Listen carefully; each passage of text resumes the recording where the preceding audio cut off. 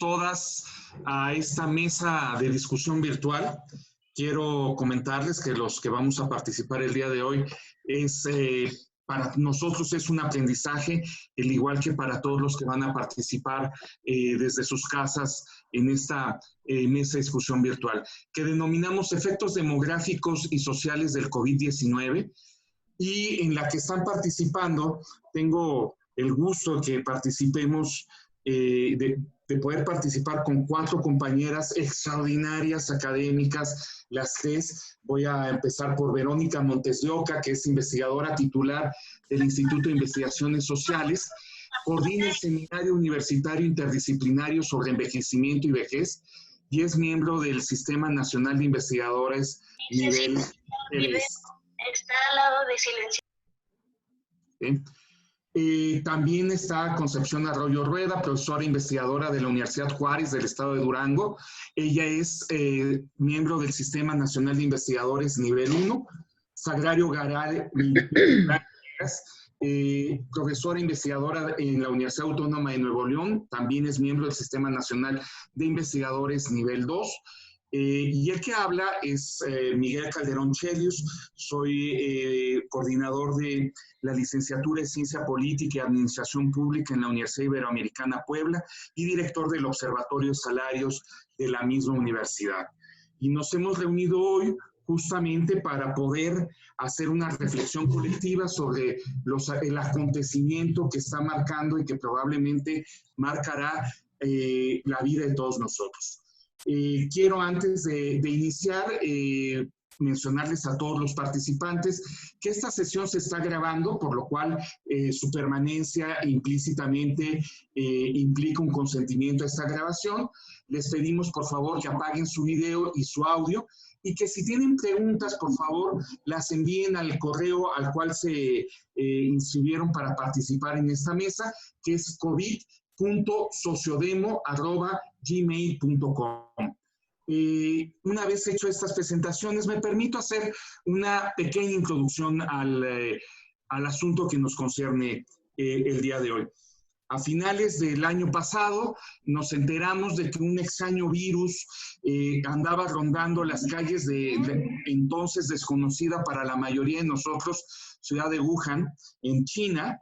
Y bueno, como en otros casos de otras enfermedades que han aparecido en China y que normalmente se han quedado ahí, y eso no le prestamos mayor atención.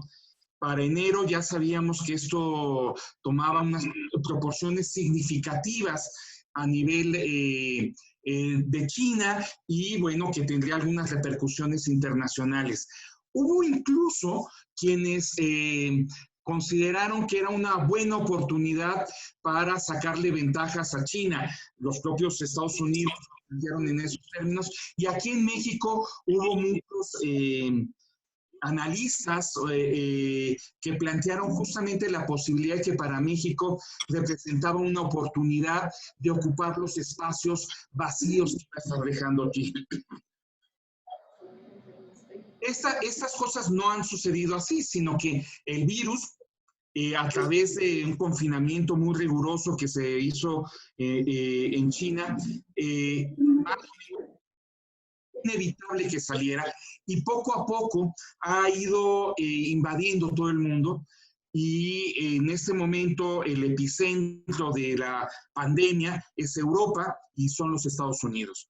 Pero también en América Latina y también en África, en Asia, está representando enormes retos para todas las sociedades, para todos los gobiernos, para todos los estados y para las economías, tanto la economía global como las economías regionales y las economías nacionales. Nos encontramos ante escenas, en algunos casos dantescas, en otros casos esperanzadoras, y nos encontramos también en procesos inéditos. Esta conferencia es parte de esos procesos inéditos, en los cuales nos tenemos que reinventar en la manera en la que hacemos y concebimos las cosas. En México, por ejemplo, hoy en día todo el sistema educativo está trabajando en línea. Estamos hablando de primarias, secundarias, preparatorias, universidades. posgrados, que están trabajando en línea, en una cosa que si hubiera seguido la dinámica normal, probablemente hubiera tardado 20, 25 años más en suceder y abruptamente nos encontramos todos en ello. Eso va a implicar transformaciones profundas en términos sociales. También el impacto en términos de la morbilidad, es decir, del nivel de enfermedad de las poblaciones, pero también de la mortalidad, del número de personas que se vayan a morir por esta pandemia. Estados Unidos hace un par de días dejó entrever números terribles, porque planteó que si no hacen nada estarían muriendo entre 1 millón y 2,5 millones de personas. Algo serían entre 100,000 y 250,000. Cualquiera de los números es terrible y evidentemente va a tener un impacto en términos demográficos, no solamente porque pueda aumentar la mortalidad o la tasa de dependencia pueda bajar, sino porque puede cambiar algunas de las cosas que venimos haciendo y de las conductas que tenemos normalmente. Por eso es la discusión de este día, en la cual vamos a ir conversando sobre estos temas.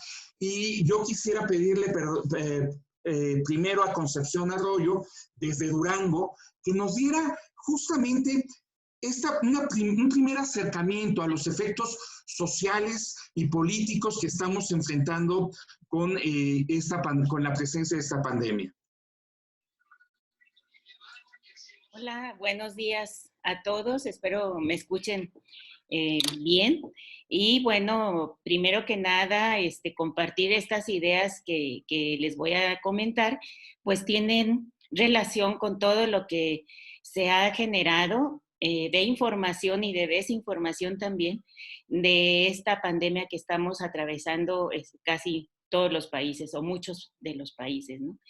Una de las cosas que me llama la atención desde esta mirada social es que este virus no está discriminando a nadie, ¿no? Es un virus que está llegando a todas las clases sociales, económicas, políticas, ahora sí que por igual, ¿no?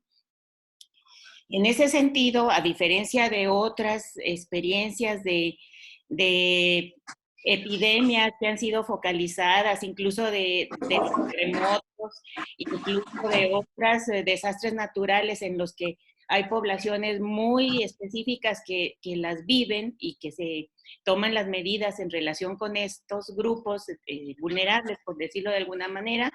En esta ocasión, esta pandemia nos ha afectado a todos. Y en ese sentido, la cuestión de la, digamos... Un segundo, les pido por favor que pongan en mute sus audios para evitar que se metan ruidos. Yo mismo tengo por aquí una perrita que de repente puede hacer de las suyas. Entonces, si no estamos hablando, por favor pongan en mute sus audios. Ok, gracias. En ese sentido, la cuestión de digamos, es un virus democrático, ¿verdad? Que llega a todos, pero que los impactos que se observan obviamente muestran también las desigualdades, porque el sustento, los ingresos, las economías no son iguales en los diferentes países, ¿no? Entonces aquí hemos visto o estamos viendo también la presencia de las desigualdades entre quienes estamos viviendo esta pandemia. Y ahí también analizar o reflexionar cómo impacta la subjetividad social o cómo impacta a los grupos sociales de acuerdo a sus contextos, de acuerdo a sus niveles de ingreso, de acuerdo a sus condiciones de salud. Entonces, ahí es importante analizar que una de las cosas que más nos mete en la incertidumbre, que ahora a nosotros mismos como académicos nos mete en incertidumbre, es la visión de qué va a pasar más adelante. ¿Quiénes vamos a poder salir bien librados de esta pandemia y quiénes no? Comentaba hace poco con unas compañeras, digo, bueno, nosotros estamos siendo privilegiados, nosotros estamos guardaditos en casa, siempre con la certeza de que tenemos el ingreso seguro. Pero ¿qué pasa con aquellos que no lo tienen? ¿Qué pasa con la gente que no se puede guardar en casa porque tiene que salir a buscar el sustento diario, o bien porque son grupos que están sosteniendo la vida de los otros, ¿no? Y en ese sentido me surge la idea de cómo estamos manejando el cuidado social, el cuidado comunitario. A quienes les toca mantener o sostener las vidas de los demás y quienes se están arriesgando para lograr eso, ¿no? Y el tema del cuidado social y de la organización social, bueno, pues trae una serie de situaciones, tanto políticas como económicas, que nos tenemos que poner a reflexionar en una idea que ya muchos filósofos, sociólogos han planteado, de cuáles son las vidas que van a ser salvaguardadas, que van a ser salvadas, y cuáles vidas no van a lograr esa situación de estar bajo resguardo, ¿no? Entonces, esta situación de quiénes sí, quiénes no, nos pone otra vez, o como muchas veces, en valorizar cuáles vidas sí merecen la pena de ser rescatadas y vividas, quiénes se quedan fuera. Entonces, Perdón de nuevo, Lourdes Pérez, te pedimos que pongas tu micrófono en mute para que no se transmita el audio de todo lo que estás haciendo, por favor. Gracias. Entonces, como una primera aproximación a estas miradas sociales, a lo que observamos nosotros al salir a la calle, a los comentarios que hacemos, es quiénes sí, quiénes no vamos a poder sobrevivir y cómo vamos a salir librados de esto, ¿no? La cuestión de la incertidumbre es una de las cosas que nos está afectando, llegando de manera muy seria, porque esto pone en cuestionamiento lo más esencial de nosotros, que somos seres gregarios, seres sociales, y nos está restringiendo la libertad de relacionarnos, nos está restringiendo la posibilidad del contacto físico y social, emocional, y que de alguna manera, aún con que todas estas sugerencias, consejos, recomendaciones de que tengas alternativas, de que busques los medios, ahora estamos sobreabusando de los medios y de la tecnología de los medios electrónicos, cuando hace poco, todavía estábamos diciendo, es mejor el contacto personal, es mejor el contacto físico, directo, y ahora nos hemos tenido que refugiar en estos espacios hogareños o personales donde el contacto con el otro se está haciendo más difícil. Entonces, así quisiera dejar esta primera parte, una sensación de total incertidumbre, de total temor, de un miedo a no saber qué va a pasar o cómo vamos a salir de esto. Entonces, es lo que creo que está impactando de manera más importante nuestra subjetividad. Gracias, Concepción. A ver, yo creo que la discusión, el elemento, tenemos distintos momentos. Este momento que todavía en el caso de México es previo a la crisis epidémica, vuelvo a insistirles en que pongan por favor sus audios en silencio. Este primer momento que en México estamos viviendo como un preludio al momento grave de la epidemia, que ya lo han vivido otros países, la crisis propiamente dicha, que también ya empezamos a vivirla, como tú bien señalas, en términos del aislamiento, y por supuesto, el día después. O sea, si nos vamos a encontrar con el mismo mundo que tenemos. Y en este sentido, un elemento central es el aspecto demográfico. ¿Cómo va a afectar? ¿Cuáles son las variables que tenemos que estar observando en términos demográficos, en términos del comportamiento de la población a partir de la pandemia? La pandemia va a cambiar, va a impactar la estructura de la población, va a alterar la tasa de dependencia, va a incidir, por ejemplo, en el crecimiento futuro de la población. ¿Qué efectos deberíamos de estar observando? Entiendo que todavía empezamos a tratar de imaginarnos cuáles van a ser estos efectos, empezar a intuir y a medir, pero ¿qué podríamos decir de esto, Sagrario?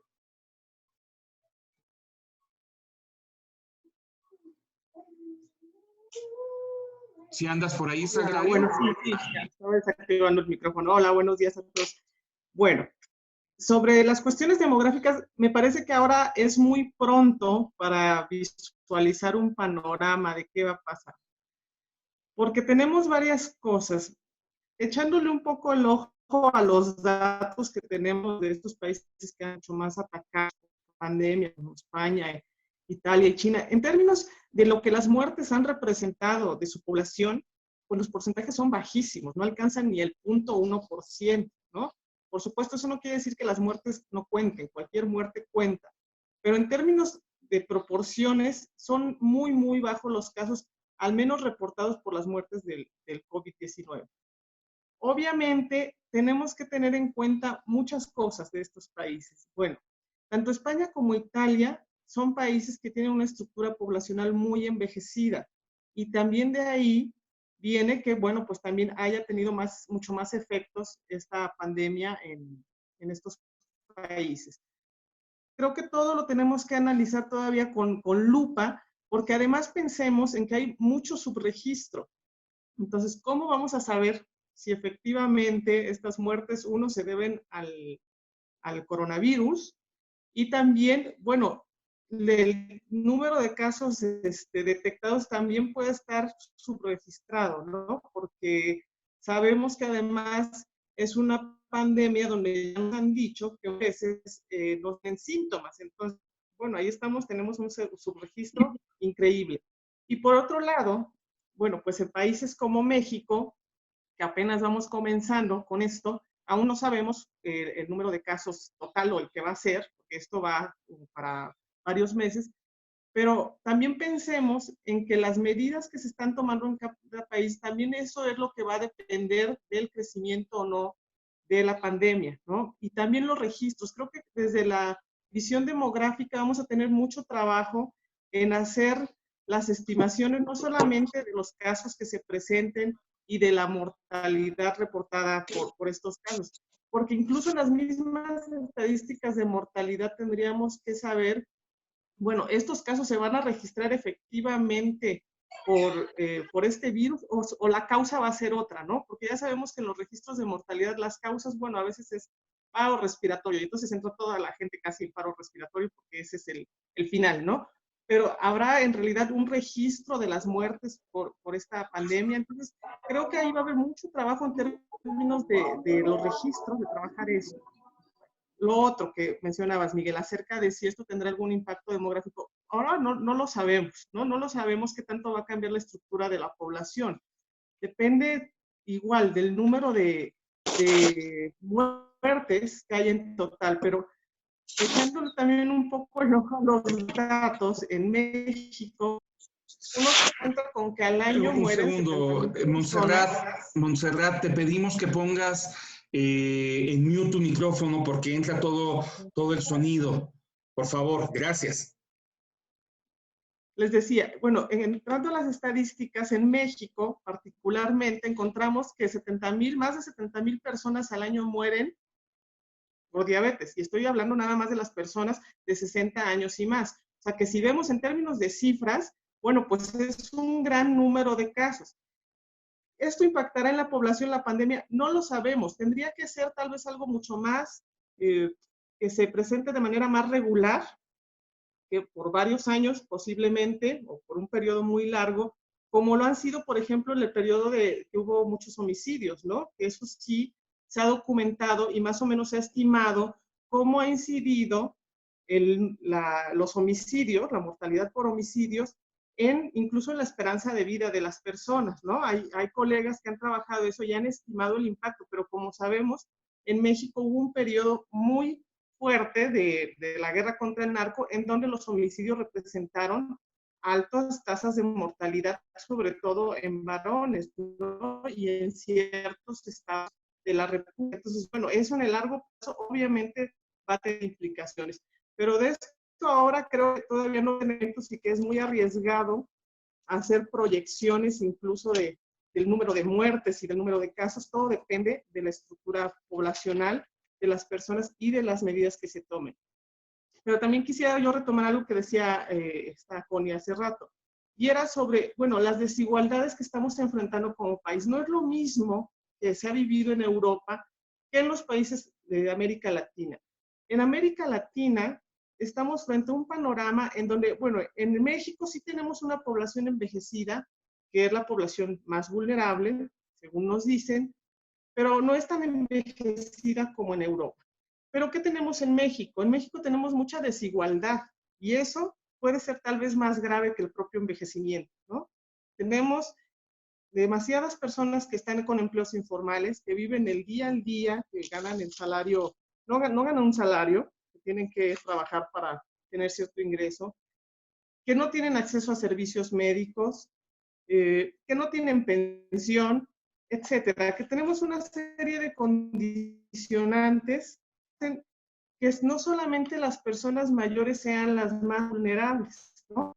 Sino tal vez las más pobres, las que están en situación de calle, y cantidad de grupos, poblaciones que tenemos, que posiblemente eso sea lo que nos preocupe más adelante, ¿no? Ver cómo va a incidir toda esta pandemia en todos esos grupos más vulnerables, que no son únicamente las personas mayores, ¿no? Y también pensemos en que en México tenemos un perfil epidemiológico que vuelve a la población vulnerable, ¿no? Que es la alta presencia de diabetes y la hipertensión. O sea, tenemos esos dos componentes que se encuentran entre las tres principales causas de mortalidad, y no solo para las personas mayores, para toda la población. Entonces, si pensamos en eso, bueno, tenemos un panorama distinto, posiblemente al que se ha visto en los países europeos, ¿no? En donde el envejecimiento tal vez ha sido el factor más detonante para que se esparza este virus, comparado con lo que va a pasar en América Latina. Fíjate que es muy interesante estas cosas que señalas. Primero, decir que efectivamente el aislamiento se ha convertido en un privilegio de clase. Necesitas pertenecer a ciertos grupos sociales para poderte plantear la posibilidad del aislamiento. Hay sectores sociales que no lo pueden ver. Las imágenes en Ecuador en este momento con el manejo de los muertos y esto son terribles, por ejemplo, ¿no? En términos de esa imposibilidad de aislamiento y del manejo justamente no solo de la muerte en sí, sino de los muertos también, ¿no? Y el otro elemento que parece que está jugando de forma muy significativa es justamente todo este elemento de qué va a significar la pandemia después de. Pero antes de llegar a esa, digamos, a esa discusión, yo creo que un elemento central es qué está pasando con las poblaciones especialmente vulnerables. Particularmente en este caso, las personas adultas mayores, que son particularmente vulnerables, porque además no solo por la edad, sino porque concentran los problemas de obesidad, concentran los problemas de hipertensión, concentran los problemas de diabetes, pero también en una sociedad que los tiene profundamente desprotegidos. Ya empezamos en el aislamiento y sin embargo uno iba a las tiendas y encontraba todavía a las personas adultas mayores haciendo trabajos de empacado, porque pues, tienen que sobrevivir de algo porque no hay un sistema adecuado de pensiones en México. En ese sentido, Vero, ¿cómo podemos plantearnos esta dinámica que han ido delineando nuestras compañeras? Hola, pues muy buenos días a todos y a todas. Me alegra mucho estar en este esfuerzo técnico y académico. Y bueno, un poco retomando esto que preguntas, Miguel, mira, de la invisibilidad de esta población adulta mayor en nuestra sociedad, nosotros tenemos ya muchos años trabajando con esta población y siempre hemos sentido que no se toma desde la academia mucha importancia a un sector de la población, ¿no? Que es la cúspide de una pirámide, ¿no? Un sector que más o menos representa un 10-12% ahora en México un 15%, más o menos en América Latina también entre 12 y 15%, y es en los últimos años que CEPAL y muchos gobiernos le han dado importancia a esto que mencionas, a la fragilidad de la situación social que vive la persona mayor, la inseguridad social, como lo hemos llamado también en algunos de nuestros artículos. Esto es la falta de seguridad social, pero también las desigualdades acumuladas que tiene el envejecer en nuestro país. Y el hecho de ser mujer es distinto envejecer al ser hombre. Y las condiciones económicas de cada uno son totalmente distintas. Una mujer en México absolutamente casi cuenta con 5% del total de la población que tenga seguridad social. O sea, es mínima las mujeres que son de alguna manera beneficiarias de este derecho económico. Entonces, obviamente, con este COVID-19, lo que estamos viendo también es un proceso de visibilización a nivel mundial de la longevidad y del impacto que tiene esta enfermedad, especialmente en las personas mayores, que no es exclusivo, como ya también sabemos, ¿no? Hay una condición de multimorbilidad que va muy vinculada también con la desigualdad. Aquellas personas, como hemos destacado en otros artículos, que no han tenido seguridad social en etapas tempranas de la vida, llegan a la vejez con multimorbilidad, es decir, con muchas morbilidades, muchas enfermedades acumuladas, diabetes, con hipertensión, además con obesidad, o sea, con una serie de condiciones que son propias de ciertos sectores de la población, que fíjate que esto es bien interesante, que no han tenido el tiempo para cuidar su cuerpo, ¿sí? Para atender su salud. Y esto me parece que es súper importante porque esta experiencia a nivel mundial también nos deja ver una cosa muy interesante que platicaba yo con mi colega Mario Osorio en Italia. Yo le preguntaba cómo Berlusconi y cómo de alguna manera la política neoliberal que también vivió Italia afecta todo lo que está pasando con el sistema sanitario. Y lo pensaba también con el caso de México, el desmantelamiento político e institucional que se hizo de los sistemas de salud en los últimos 30 años. Si no es porque en el último año se ha tratado de rescatar un poco las instituciones, esto sería una cosa terrible. Si no han tomado las medidas con anticipación, como lo hizo el gobierno mexicano, sería terrible. Pero en el caso de Italia, no es nada más una cuestión demográfica, sino hubo también una cuestión de falta de acceso a la seguridad social, a la salud, por un desmantelamiento progresivo que se hizo en los últimos 30 años. Entonces, creo que esta pandemia nos pone muy en la mira ahora a la población adulta mayor, como nunca jamás lo hubiéramos imaginado o soñado, pero también nos pone a ver la vulnerabilidad creada por el Estado hacia esta población y hacia todas las demás poblaciones, porque yo quiero decirte que la obesidad no es solamente una cuestión en la diabetes, como ya se mencionó, es una cuestión únicamente de personas mayores. Habemos personas adultas y hay personas jóvenes y niños y niñez, en la niñez, que también están teniendo esta morbilidad. Entonces, esto es una cuestión, ¿por qué? Porque ya se dejó el consumo de refrescos sin la más mínima regulación, ¿verdad? Y no hay, digamos, un control de la cantidad de azúcares, porque hay empresas muy poderosas que están constantemente haciendo lobby en contra de ello, ¿no? Simplemente no olvidemos que hasta hace poco está el etiquetamiento de los alimentos, por ejemplo, ¿sí? Todo eso se pone a la vista de pronto con este tema de la pandemia, y fundamentalmente nos pone a pensar ahora sobre la situación de la multimorbilidad como una construcción social. Esto es como una forma de pensar ahora de manera colectiva la salud de la población. No es una cuestión meramente individual, como nos lo han hecho creer durante muchísimos años. No es un tema únicamente personal, es un tema de política pública. Y creo que esto es sumamente importante. La multimorbilidad, como la forma en que los servicios sanitarios se distribuyen en el país, es una construcción y es de alguna manera una forma de visualizar sobre todo los temas públicos de nuestro país y incluso, perdónenme, del mundo entero.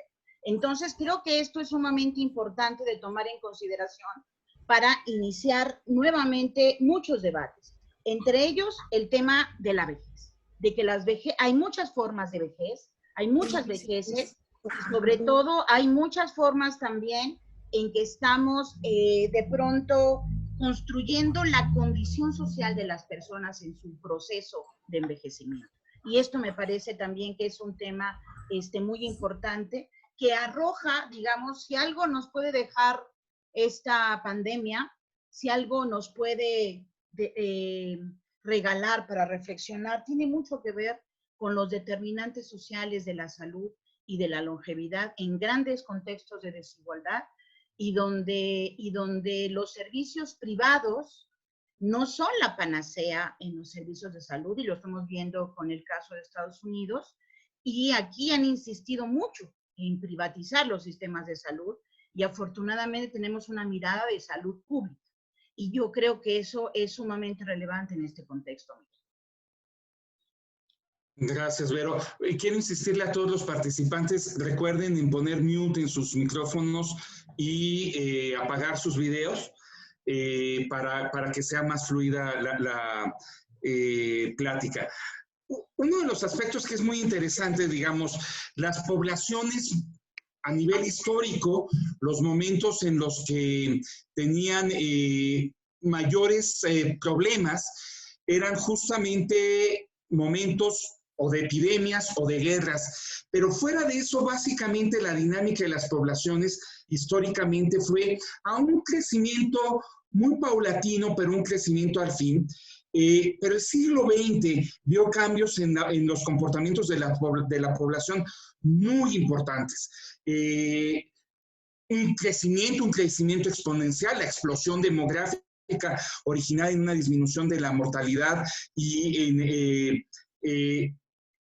la disminución también de la morbilidad con la introducción de vacunas, antibióticos, etcétera.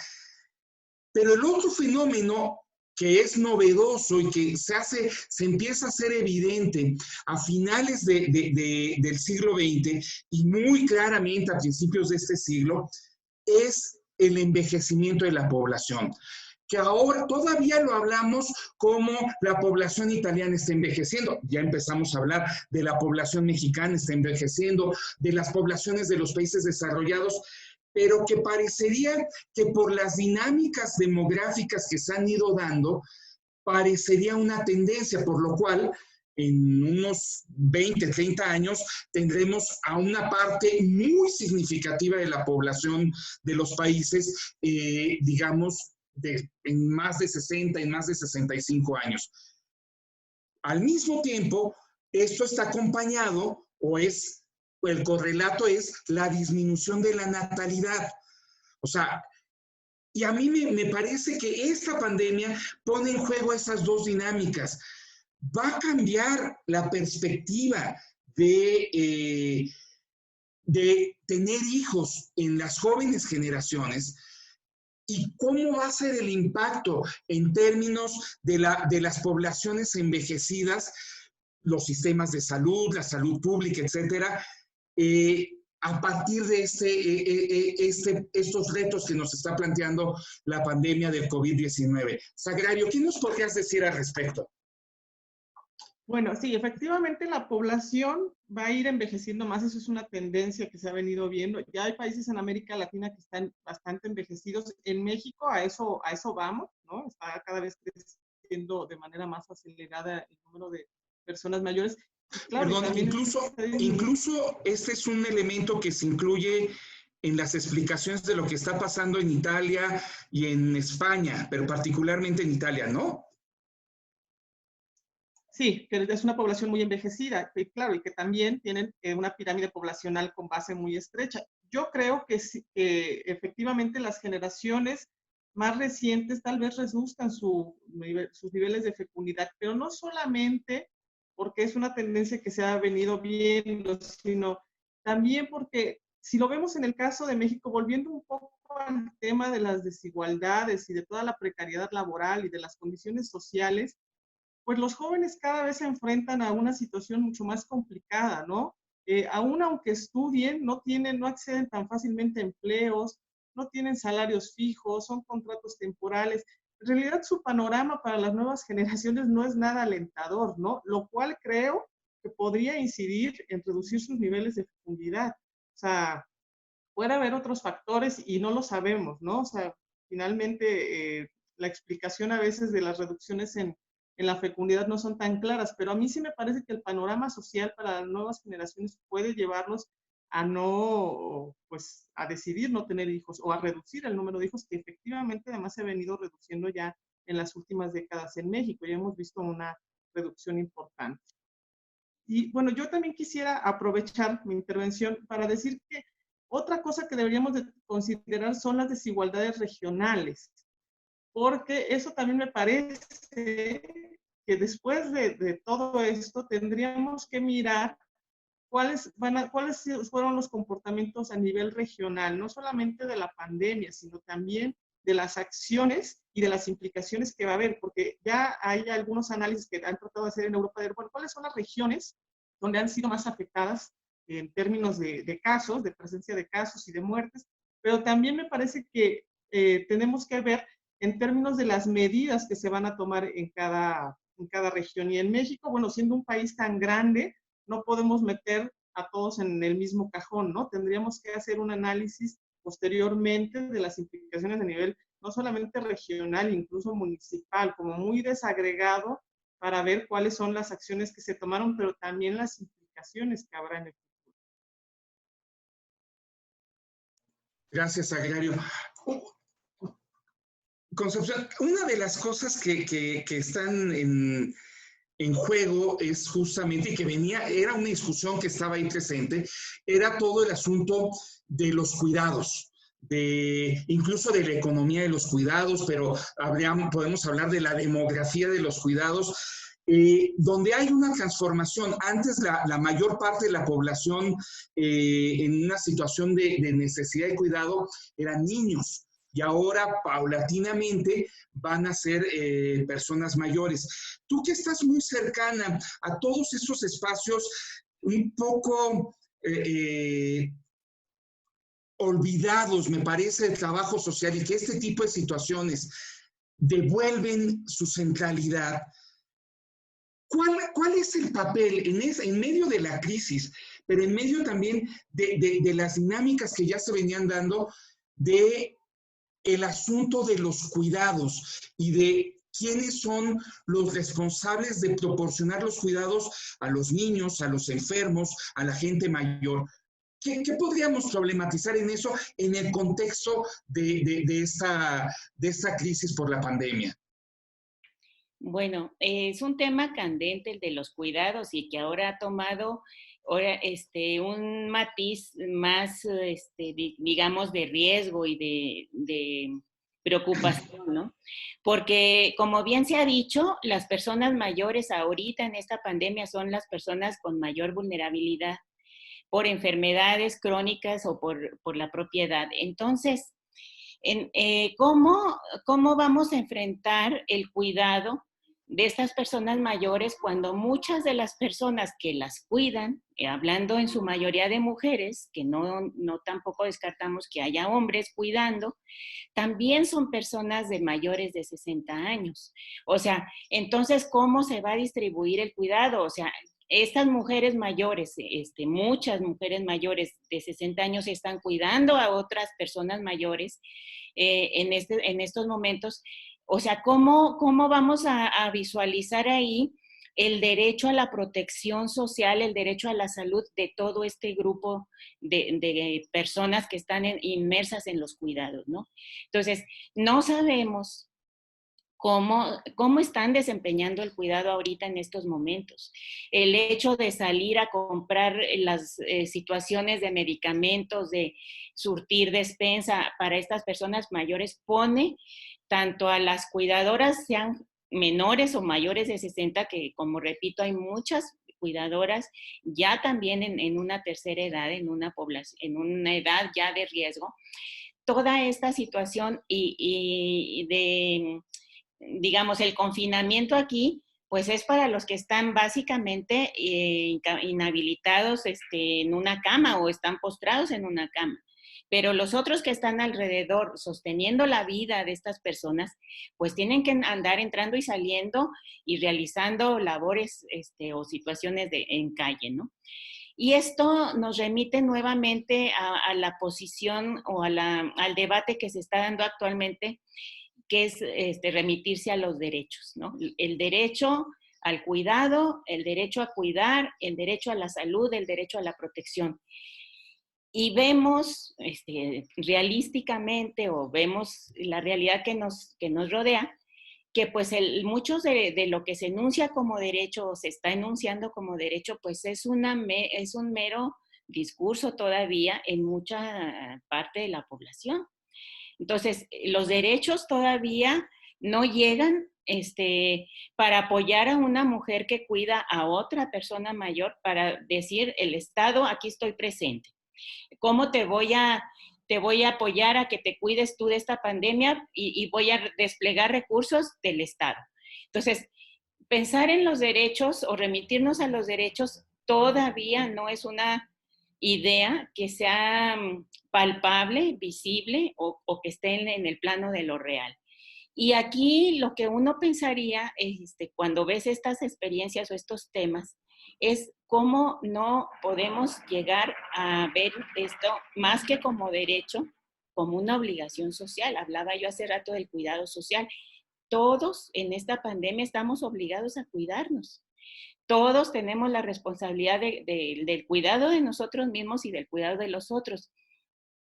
Entonces, ¿a qué está llevando esto en lo que yo observo? A que estas personas mayores que están siendo cuidadas estén ahora más aislados que normalmente estaban. A que los que cuidaban o los 2 o 3 que cuidaban, ahora ya no más es una porque los otros están cuidando de esta pandemia y están confinados en sus hogares. Y la situación o la percepción de aislamiento de estas personas mayores pues se agudiza. O sea, ahora ellos preguntan o ellas preguntan, ¿y por qué no viene fulanita? ¿O por qué no ha venido sutanita? Pues porque ya también es una persona mayor que se está cuidando de la pandemia.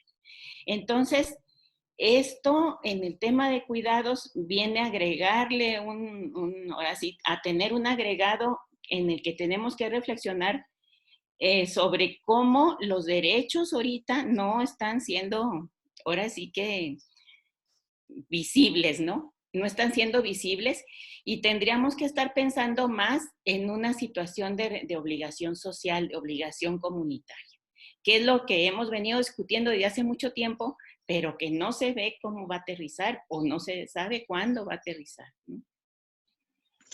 Gracias. Verónica, toda esta dinámica que se está planteando nos plantea un reto en lo inmediato. Nos plantea el reto con respecto a qué va a suceder en las próximas semanas de confinamiento. Algunos de nosotros con estas 2 semanas de confinamiento ya estamos realmente inquietos, digamos, ¿no?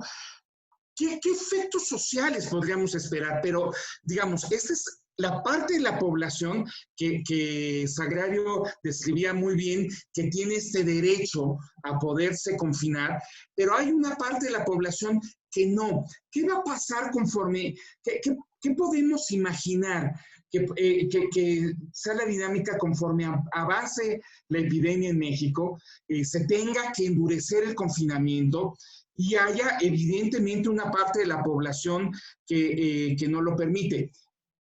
Pongo en el centro una imagen de ayer en la Ciudad de México, donde en una de las delegaciones trataron de cerrar ya los comercios y esto, sobre todo en un mercado, cerrar el consumo directamente en el mercado de alimentos y se armó un enfrentamiento entre policías y locatarios. ¿Qué podemos imaginarnos que va a suceder en los próximos días conforme vaya avanzando la epidemia, se tengan que endurecer las medidas, etcétera? Pues mira, yo... Centres un poquito más tu cámara para que te veamos mejor. Ya, bueno, pues yo lo que veo son 2 escenarios. y me temo que uno pues es positivo, ¿verdad? Y otro es un poco negativo.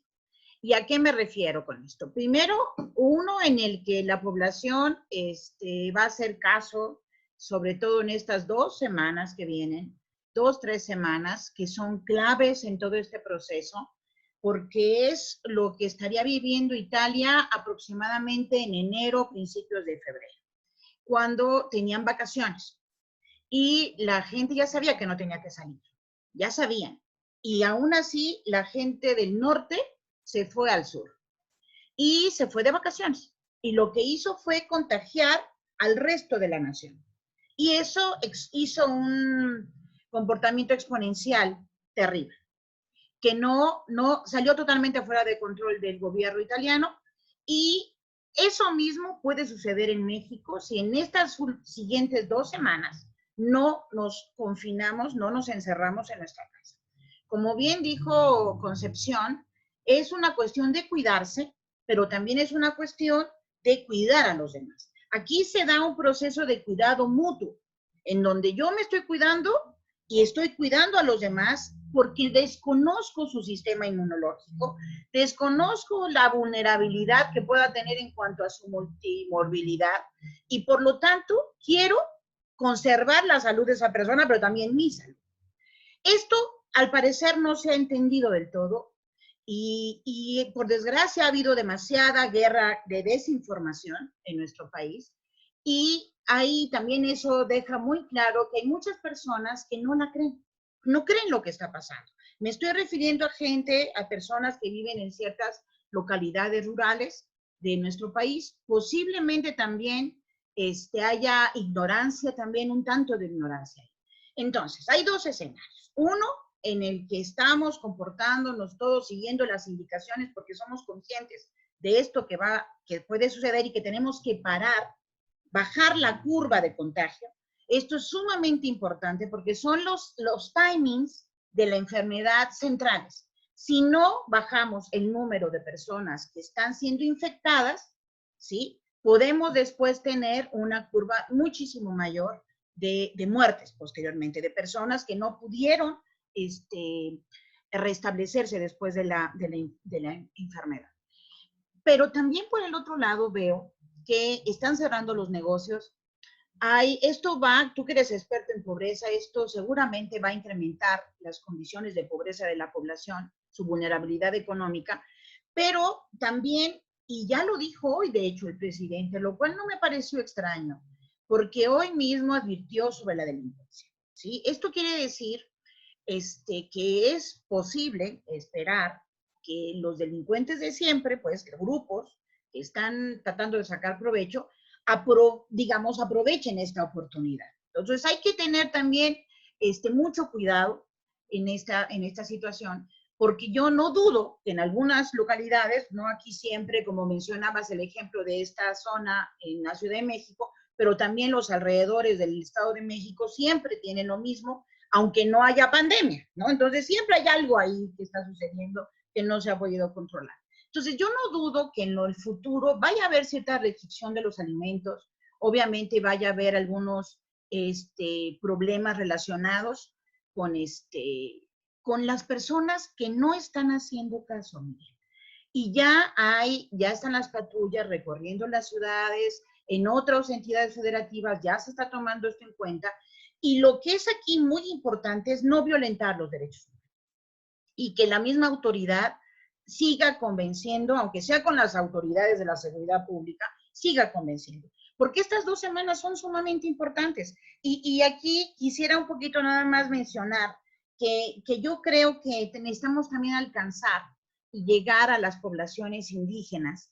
Yo he visto que está el lenguaje de señas, pero no he visto publicidad del gobierno, campañas hacia los pueblos indígenas. Esto es escritos en náhuatl, en mixteco, zapoteco, porque también ahí hay personas mayores que son, por cierto, algunas, las últimas de ciertas lenguas indígenas. Y es muy importante que no llegue hasta allá el contagio. Entonces, también tenemos que pensar que nuestro país es tan multicultural y tiene tanta riqueza, pero también tenemos que llegar a esas poblaciones porque ahí no hay no hay redes sociales, ahí no llega la radio, no llega la televisión, ¿no? Entonces no hay manera de comunicarse.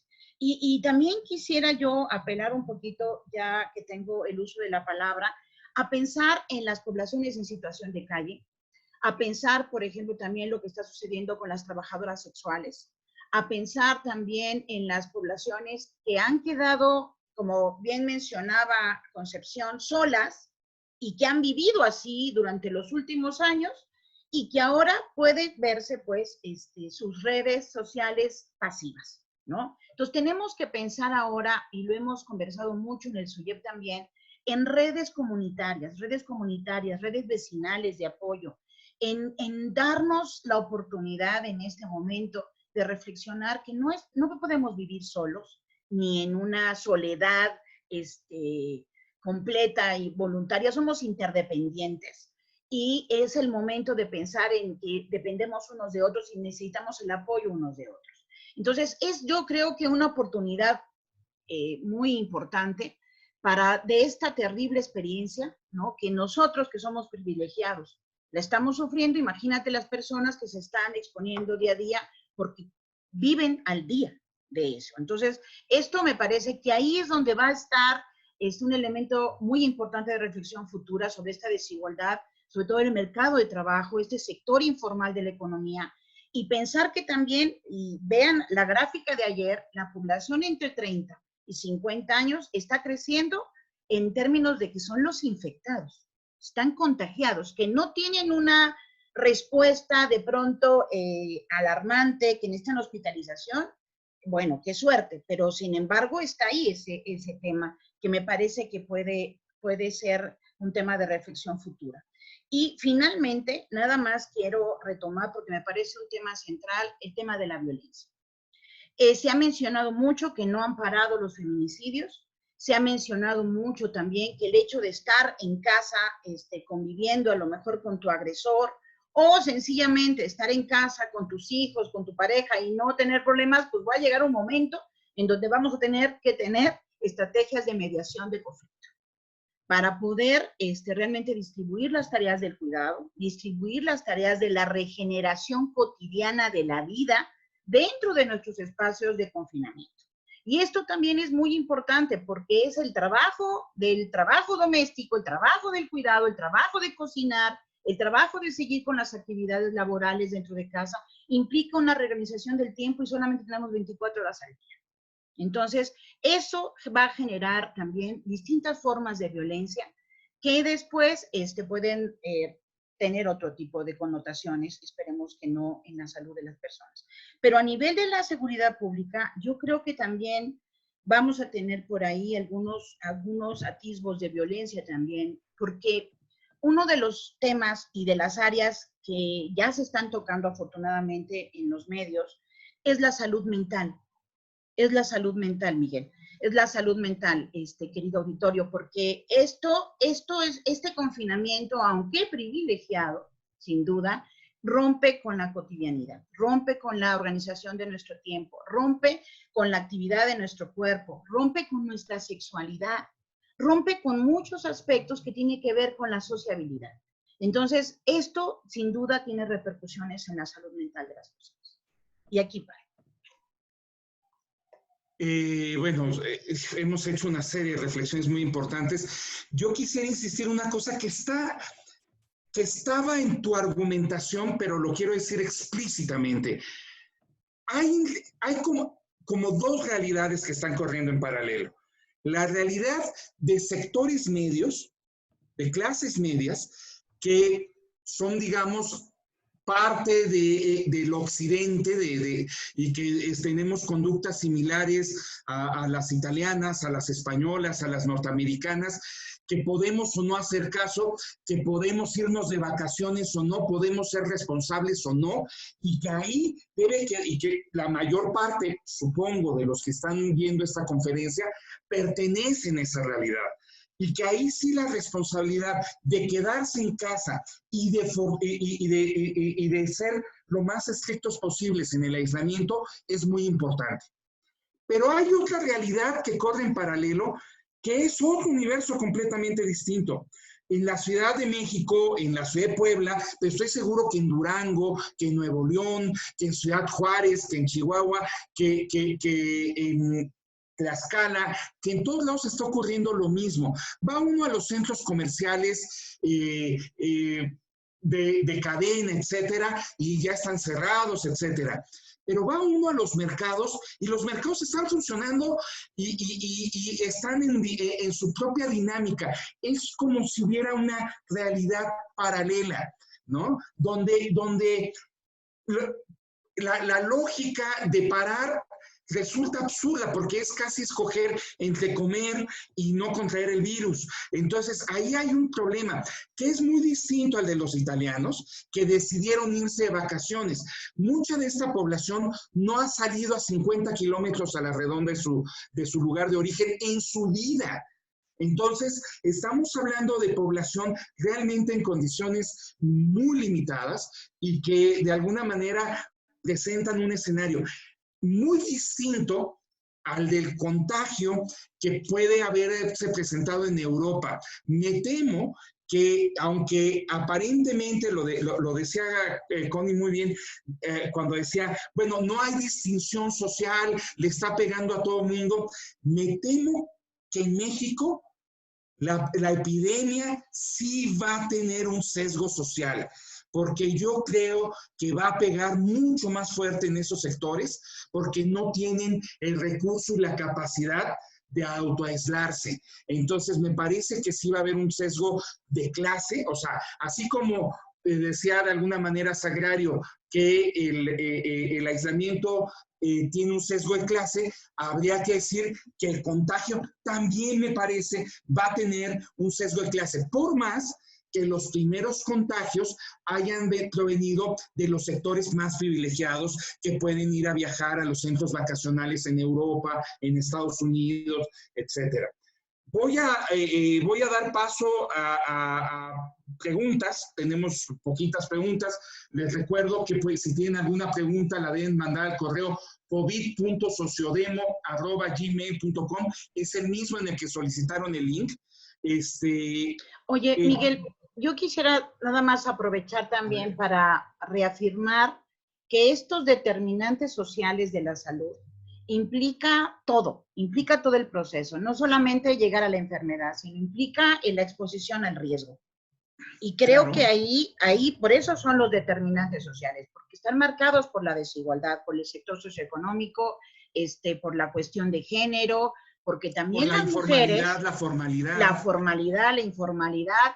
La cuestión de género es muy importante porque, mira, el sector salud, el sector sanitario, aunque vemos muchos médicos y muchos científicos y la plana mayor masculina, ¿no? En realidad, el 70% del sector salud está atendido por mujeres, ¿sí? Que son las enfermeras, que son también médicas que no aparecen en esa elite maravillosa de científicos que ahora estamos valorando muchísimo, pero también es cierto que el sector salud y todo el sector de servicios de cuidado está atendido fundamentalmente por mujeres. Entonces, también ahí hay una exposición al riesgo. Yo tengo una amiga en Francia que tiene 3 hijas, una geriatra, otra médica y la otra es enfermera, y están al cañón fuertísimo viendo una situación verdaderamente alarmante todos los días. Y aquí sucede exactamente lo mismo, nomás que no vemos a esas enfermeras, no vemos a esas médicas en el mismo nivel que estamos viendo todos los días a los médicos. Y solamente también para mencionar los servicios, las instituciones de cuidados prolongados.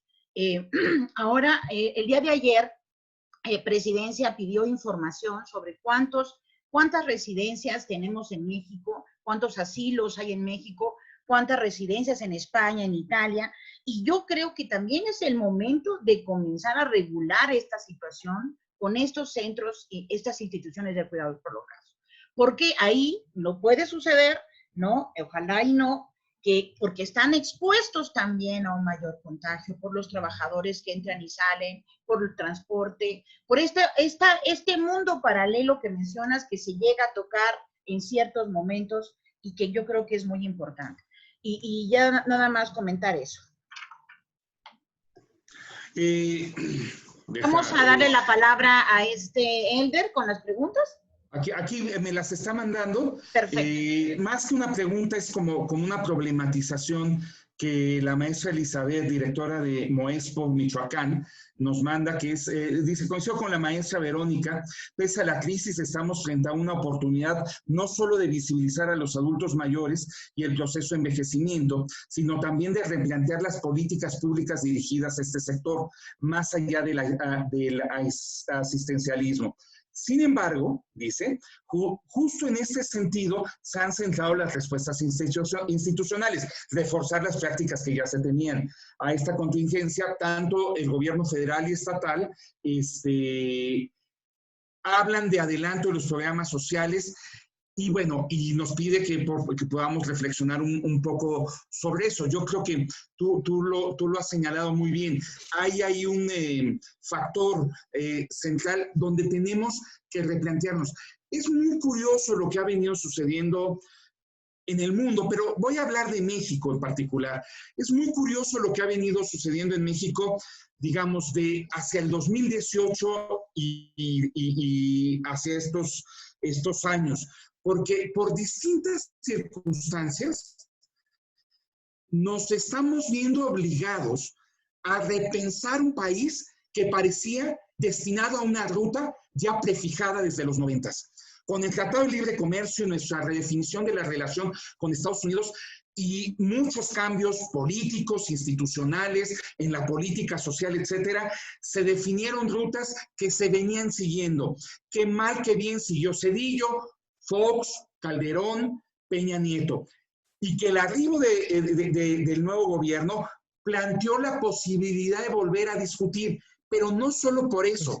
En el factor migratorio hubo otro cambio que es muy importante. El fenómeno migratorio cambió. Por cierto, es un asunto que no tratamos ahora, el asunto de los migrantes y el estado de indefensión en el que están, pero el asunto migratorio cambió. De ser un país expulsor, nos hemos convertido en un país de tránsito. ¿Quién por ahí, Salvador? Salvador, ¿te podemos pedir que pongas mute en tu micrófono? Gracias. Hubo un cambio en términos de la migración, en el cual nos convertimos en un país de tránsito. Seguimos expulsando población, pero en menor proporción, y mucha está regresando. Pero este es un... Escuchen más claro y... Salvador, ¿podrías poner tu mute a tu micrófono? Pero ahora es que no puedo ponerle el micrófono. ¿Puedes ponerle mute? Eso, gracias. Entonces... Este cambio en el proceso migratorio se vuelve muy importante porque nos obliga a pensar la migración en otros términos. Pero también vino el impulso del Tratado de Libre Comercio. Incluso el nuevo gobierno, la 4T, no se planteó repensar el Tratado de Libre Comercio, pero llega un tipo como Trump y dice, tenemos que repensar, y nos ha obligado a repensar el Tratado de Libre Comercio, nuestras relaciones económicas. Esta pandemia también está obligando a que repensemos un montón de cosas. Decía yo al inicio que este experimento que estamos haciendo ahora de esta conferencia, pero también las clases en línea, son una cosa que hubiera tardado probablemente 10, 15, 20, tal vez 30 años en ocurrir. Todos los niveles educativos están trabajando en línea, bien, mal, peor, pero nos ha obligado, y esto también nos va a obligar a repensar los procesos educativos. Es decir, nos hemos encontrado en los últimos años con una serie de circunstancias que nos están obligando a repensarnos. Y me parece que mal haríamos como país, mal haría el gobierno como gobierno y el Estado en su conjunto como Estado, en no tomar la oportunidad de verdad repensarnos en conjunto y redefinir las rutas que queremos, poniendo énfasis en las cosas importantes. Y las cosas importantes es, por supuesto, cómo vivimos, la relación que tenemos con el medio ambiente, la capacidad que tenemos de responder a los riesgos, tanto en términos individuales, familiares, comunitarios, como nacionales. Y también tomar en cuenta los cambios demográficos que estamos sufriendo. decía hace poco en Twitter que me parece que el próximo movimiento, así como vimos esta explosión del movimiento feminista, por cierto, hace 3 semanas, aunque parezca hace 5 años, fue hace 3 semanas, ¿no? Aunque vimos la explosión de este movimiento feminista, veo en los próximos años que el siguiente gran movimiento social va a ser de las personas adultas mayores exigiendo sus derechos. Y seguramente un movimiento en el cual muchos de nosotros vamos a estar involucrados. Entonces, tenemos que repensar. Este país tiene que cambiar y tiene que pensarse distinto. Y para poder acotar las desigualdades, la pobreza, la violencia y poder tener mejores condiciones en general de vida. Y yo creo que es una oportunidad, pero es también una exigencia el momento que vamos a tener. Aquí también vamos a ver si el gobierno, este nuevo gobierno que prometió mucho, logra estar a la altura de un escenario completamente novedoso al que nos enfrentamos. Les voy a dar la palabra para que ustedes hagan un último comentario de cierre y podamos dejar ir cerrando esta conferencia. Entonces, ¿quién gusta cerrar primero? Por favor, Juan. Bueno, quisiera cerrar con 2 reflexiones quizás un tanto contradictorias, porque siento que en eso estamos, como tú decías hace un rato, parece que esta pandemia nos lleva en 2 rutas paralelas y creo que esa es una realidad en donde nos aferramos, por un lado, a la esperanza de la conciencia humana o del ser de las personas, donde quisiéramos ver hacia nosotros mismos, ver hacia adentro y pensar que después de esto vamos a salir con un crecimiento y un aprendizaje importante para fomentar más la solidaridad social y el apoyo, el cuidado, el autocuidado en general, en términos generales. Pero por otro lado, existe también esa otra perspectiva o ese otro temor, el temor de que esto no nos enseñe nada, de que por ahí algún especialista hablaba de qué va a pasar si esto tiene, se comentaba de un sesgo demográfico en el que quienes, vuelvo a retomar la idea con la que inicié, quienes van a salir mejor librados, qué grupos sociales van a salir mejor, más protegidos. Y vuelvo al tema de las personas mayores. Yo quisiera evitar pensar que si alguna de las personas mayores que conozco llega en un momento dado a un hospital y en ese momento hay otras vidas en riesgo, sobre cuál vida se va a elegir, ¿no? Si no está esto también haciéndonos pensar que todas las vidas tienen el mismo derecho, que todas las personas, independientemente de su edad, de su condición social, de su contexto laboral X, todos tenemos el mismo derecho a la vida. Y bueno, me pongo a pensar en esta situación, por ejemplo, que se está descubriendo la vacuna o se está estudiando la posible vacuna. ¿Quiénes van a tener acceso a esa vacuna? ¿Cuántos van a poder hacer que se les aplique? Si aquí nuevamente no nos ponemos a pensar que tenemos que transformar estas ideas, no sé, del mercado o del capitalismo, en donde no todos tenemos las mismas oportunidades y las mismas posibilidades de ese derecho a la salud y a la protección social. Entonces, son las contradicciones en las que me envuelvo periódicamente y que creo que nos está pasando a todos, ¿no? Entonces, yo quiero cerrar con esto de decir, bueno,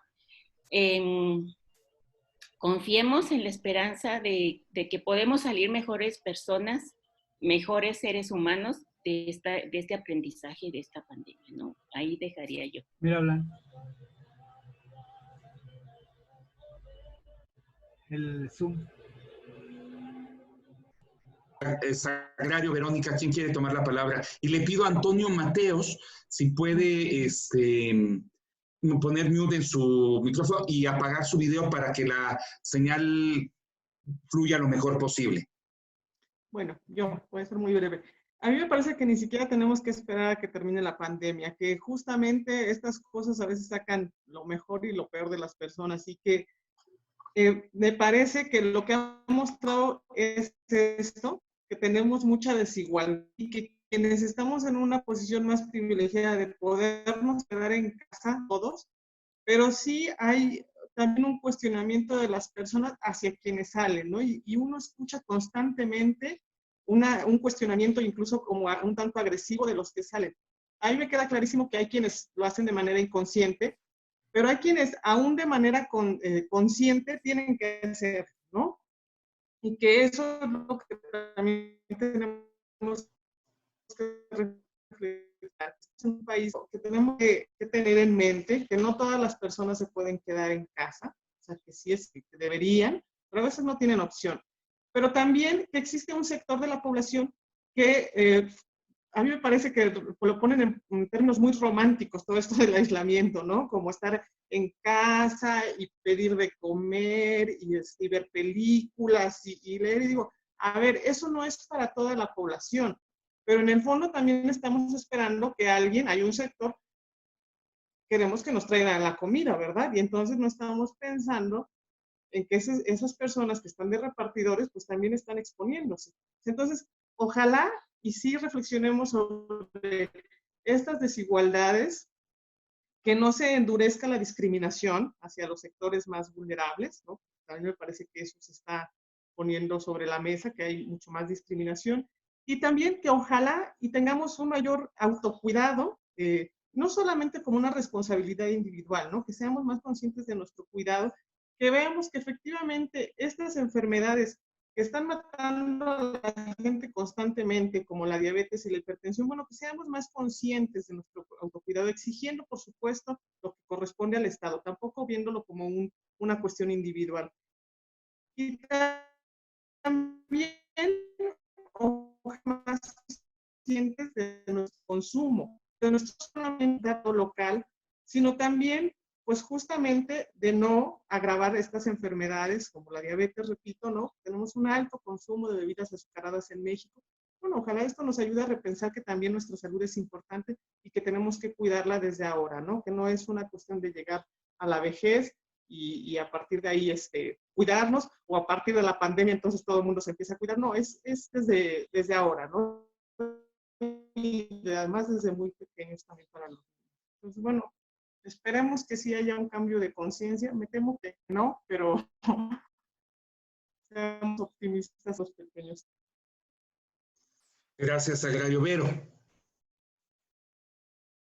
No necesitas Ya, poner todo. perfecto, ya, muchas gracias. Bueno, pues yo a lo mejor voy a saltar con una cosa que voy a dejar ahí en el aire para que todos nuestros 64 asistentes pues logremos pensar todo esto en los próximos días o semanas, años, no sé. En algunas reuniones que tuve la oportunidad de participar con la OIT, UNIFEM, con el BID, con el Banco Mundial, me llamó muchísimo la atención el interés tan grande que existe por un sistema público de cuidados. No solamente en México, sino en otras partes del mundo.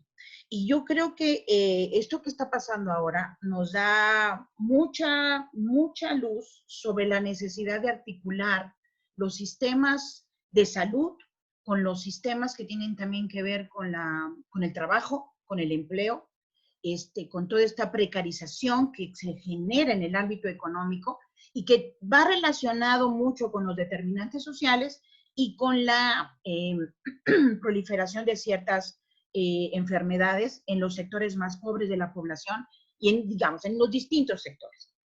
Entonces, a mí me parece que, como alguien mencionó por ahí también, con los cuidadores, con personas que tienen el sistema inmunológico deprimido, personas que tienen enfermedades raras, envejecimiento que tiene la población, y el mismo perfil epidemiológico que tenemos como población, todo eso hace reflexionar mucho sobre la necesidad de un sistema público de cuidados que articule los sistemas educativos con los sistemas productivos y los sistemas de cuidado, a fin de poder valorar correctamente esos diferentes trabajos que se realizan para cuidar a la diversidad de las personas. Y no me parece que sea menor que el 8 de marzo marchamos en todas las ciudades, exigiendo también los derechos de las mujeres, parar el feminicidio, pensar las distintas formas de cuidado que tenemos en la sociedad. No es solamente el que se realiza dentro de casa, sino el cuidado que tenemos frente a las otras personas. Los hombres también que acompañaron esta marcha y que tienen esas capacidades para entender y también resistir al sistema patriarcal, creo que también tenemos que pensar en todas esas dimensiones. Entonces, me parece que a mí me deja mucho que pensar esta situación y yo creo que no tenemos que bajar la guardia en las demandas feministas, en las demandas relacionadas con el trabajo de los cuidados, en la demanda de hacer un sistema nacional público de cuidados que articule lo público, lo privado, la economía y sobre todo también la educación, sin perder de vista también la seguridad pública y los espacios públicos. O sea, pensar el cuidado de una manera micro, pero también macro. Y yo creo que ahorita esta situación a mí me permite reforzar que el 9 de marzo paramos toda la economía porque la mitad de la población somos mujeres, pero el 13 de marzo estábamos también empezando a encerrarnos, ¿cierto? Entonces, ahí yo creo que tenemos que retomar todo eso, que esta crisis nos permita reforzar nuestras convicciones y la evidencia de que necesitamos cambiar como sociedad. Y yo por ahí lo dejaría. Ah, sí. Muchas gracias, Vero. Bueno, yo simplemente cerraría con decir que evidentemente nos quedan temas pendientes. Va a venir la otra parte de la pandemia, es la crisis económica, que está anunciadísima. Ya antes incluso de la pandemia, los escenarios económicos no eran muy buenos. Ya por todos lados se reconoce que, bueno, esto va a tener una repercusión en términos económicos muy importantes. Me parece que también va a tener repercusión en términos de los canales de distribución que la economía global se había dado. La globalización se va a tener que repensar también. Hay sectores que van a salir triunfantes de esta pandemia, que me queda claro que todo lo digital, toda la virtualidad de la vida es un sector económico que se va a ver muy favorecido, pero la distribución a domicilio, Amazon, Netflix, Zoom, todas estas plataformas van a verse muy favorecidas y hay sectores claramente que van a salir muy afectados, que habían sido base del crecimiento en los años recientes, por ejemplo, el turismo, ¿no? La movilidad humana se va a replantear. De hecho, las brechas intergeneracionales en materia de tecnología se van a ampliar también. Bueno, habrá que verlo, porque también muchas personas de la tercera edad, muchos, por ejemplo, profesores cincuentones, nos hemos visto obligados a volcarnos a las nuevas tecnologías, ¿no? Pero también va a haber, por ejemplo, en el asunto de la migración, otro que lo dejamos, no lo tratamos, ya era mucho, pero había la exigencia de migrantes que quieren que los devuelvan a sus países porque tienen miedo de contagiarse. O sea, cambió también la dinámica migratoria, va a cambiar la dinámica migratoria. Yo creo que sí va a cambiar. O sea, queramos o no queramos, va a haber cambios. Y en ese sentido, la invitación a que en un par de semanas podamos hacer una siguiente mesa donde empecemos a tratar estos temas del día después de que pase la pandemia. Claro, el día después suena como muy contundente cuando parece que va a ser un proceso largo y que se va a ir recuperando paulatinamente el asunto de la pandemia, pero un poco pensar en cuál es, ¿cuál es el país? Bueno, ¿cuáles son las relaciones familiares, personales que van a haber cambiado?